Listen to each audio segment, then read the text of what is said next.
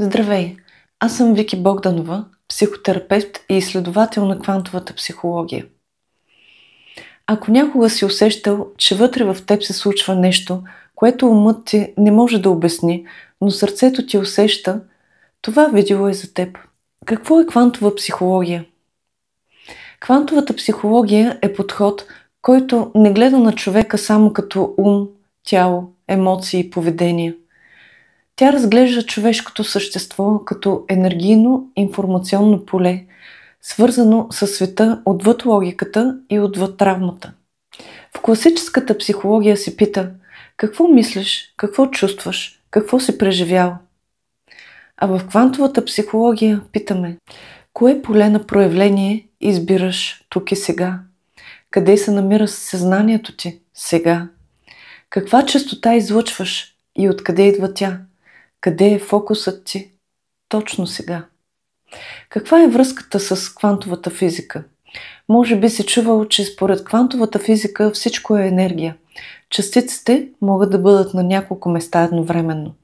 Резултатът от един експеримент зависи от наблюдателя. И дори най-малкото намерение променя реалността. Какво означава това в квантовата психология? Означава, че твоето внимание е енергия. Твоите вярвания не само влияят на живота ти, те го оформят. Можеш да промениш преживяването си не като го анализираш, а като промениш точката на осъзнаване. Момента, от който наблюдаваш ситуацията, е от изключителна важност. Ще говорим за всичко това. Ще ви дам един пример с реален човек от практиката. Жена, която се бори с тревожност от години.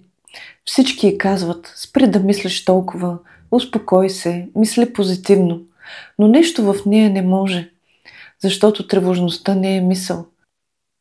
Тревожността не е тяло.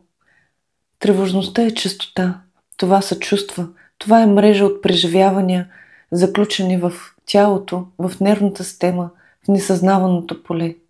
Когато работим в квантовото поле, ние не молим за промени. Отговорността е на самия човек да навлезе в полето и да смени честотата. Понякога с осъзнаване, друг път с дълбоко, тихо преживяване. Но не и с насилие над себе си, а с любов, благодарност към взаимодействието със средата, в която съществуваш. Квантовата психология лекува. Особено ефективна е при състояние на тревожни разстройства и паникатаки, вътрешно раздвоение, объркване, усещане за застой, тежест, загуба на посока, дълбоки травми от детството, пренос на болка от поколение на поколение и още много други. Преживяванията на парализираща чувствителност и хронична умора са ежедневие в днешно време. И това е само малка част от симптомите, защото смисъл е не да засилиш страховете си, а да се превърнеш в творец на собствената си реалност. Но не с затваряне в себе си, а с разгръщане и осъзнаване и отговорност към света, в който искаш да съществуваш. Квантовата психология връща човека обратно в собствената му вибрация или човека се учи да създава вибрации на свързаност, отдаденост и благодарност. Благодарим ти от сърце, че беше с нас. Ако темите тук ти харесват и искаш да продължим заедно това пътешествие, абонирай се за канала, натисни камбанката и не пропускай следващите видеа.